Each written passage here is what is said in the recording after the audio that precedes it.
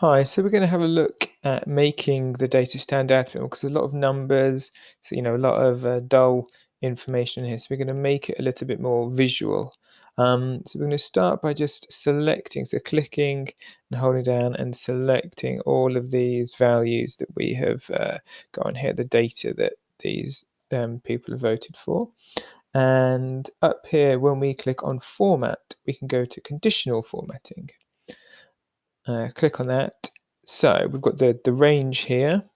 So we want to change format cells. If the cell, let's just say, is greater than, let's just say if it's greater than 80, so between 80 and 100, we're going to make it bright green like that. So just click done, and you'll see now that all of the numbers that are greater than 80 have been highlighted. It's really useful to see. So maybe you can spot some patterns. Okay, so this person here liked these 3 films. These people really liked Attack of the Clones and Solo. It's really interesting to see patterns develop. So these 3 films in a row were really, really good. So that's clicking, dragging it all, and clicking on format, conditional formatting. We can add another rule. So this time, let's just say if it is less than, let's just say if it is less than 30, let's make that a red color. Let's see if anybody has thought of any of the Star Wars films. Yeah, there's a few there.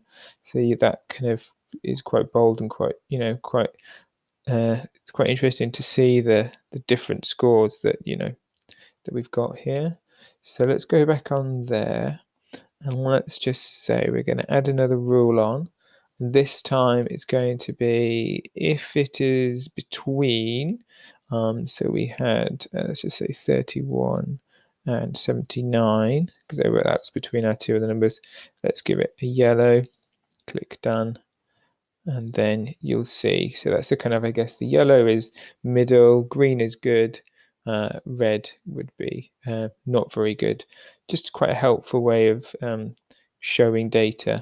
Obviously, you can have more colors. You can change the color codes, but I think it's quite a useful way of highlighting the data for you.